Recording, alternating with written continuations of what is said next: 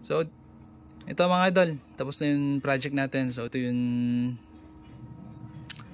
magneto ng Dio. So Dio to, tapos lalagyan lang natin siya ng mechanical pump ng jug.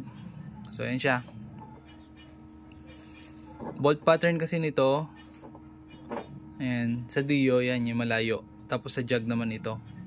So jug ang gagamitin natin na mechanical pump, kaya kinonvert natin siya ng pang jug. So yan, pang jug siya. Tapos itong mga to, yan, may original naman na mabibili na pang jug talaga. Medyo mahal nga lang, sa 1.7 yata, pero maganda yun. May goma siya, 3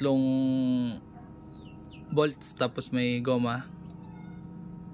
So yun, yun nagpapagawa. Kaya tanong ko naman sila kung gusto nilang bumili ng original na ganun or gagawan muna ng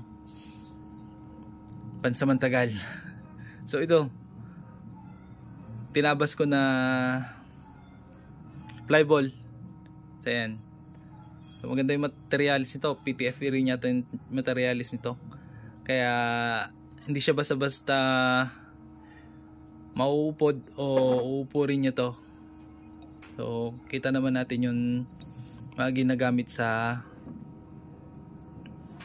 mga pulley. So yan.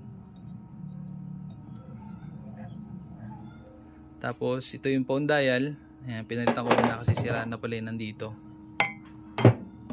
So nakaganyan siya. So yan, may konting play siya para hindi siya pwersadong mikot.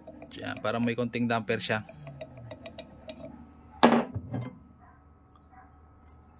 Tapos yun, pag ikakabit na gano'n lang siya. So yan, pag nakakabit na siya, kita ba dito? Silipin natin. Pasok to. So yun, yun siya. Labo ah.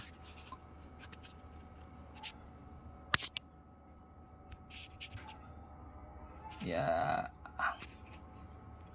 Yan, payutin ko ah. So yun siya, umikot siya. Kasama na nung kwan, magneto.